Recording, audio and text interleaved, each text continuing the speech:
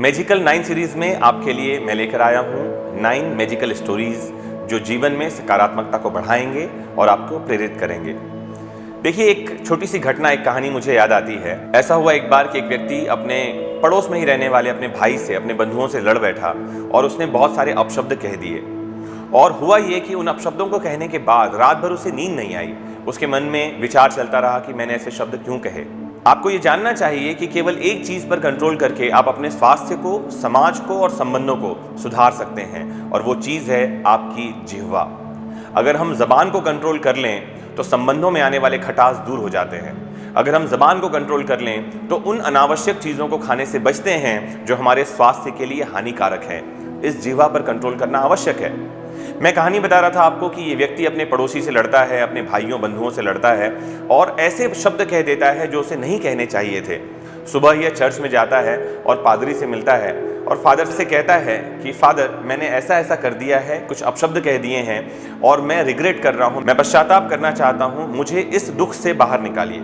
Father उसे कहते हैं कि बेटा, ये सारा पाप, ये सारा दुख नष्ट हो जाएगा, एक काम मेरे लिए कर दो। वो उसे एक बोरी देते हैं जिसमें फीदर्स, पंख रखे हुए हैं बहुत सारे। तो वो कहता है कि आप इसे लेकर के जाएं और शहर का जो चौराहा है वहाँ फैला दें और फैलाकर वापस आना।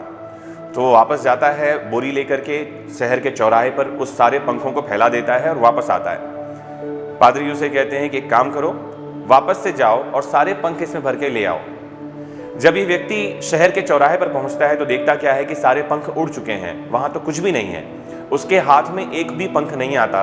वो वापस आता है और फादर से कहता है कि वहां तो कुछ भी नहीं मिला।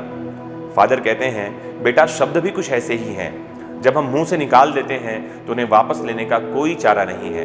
अपने शब्दों पर कंट्रोल रखें, अपनी जीवा पर कंट्रोल रखें और जीवन में सब कुछ सुखमय है, समृद्धि है और चारों तरफ मित्र और बंधु बांधव ही हैं। कहा भी गया है कि ऐसी वैसी बातों से तो खामोशी ही बेहतर है, ऐसी वैसी बातों से तो खामोशी ही बेहतर है, या फिर ऐसी बात करो जो खामोशी से बेहतर है, जो खामोशी से बेहतर है। सिमिलरली ऐसी एक स्टोरी हमारे पास और भी है कि एक बार एक पिता अपने बच्चे को समझाने के लिए कि शब्द कैसा घाव करते हैं, पिता ने बच्चे से ये कहा कि एक काम करो, कुछ कील ले जाओ और सामने जो पेड़ है उस पर उस कील को ठोंक दो।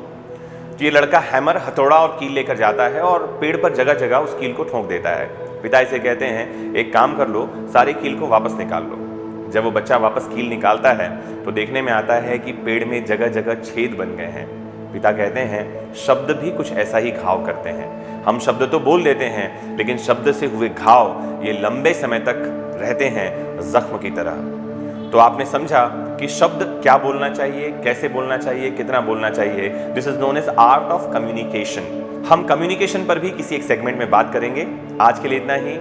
देखते रहें इस चैनल को और आप सोशल कंट्रीब्यूशन कर सकते हैं। थम्स अप करें, कमेंट करें, शेयर करें। Have a nice time.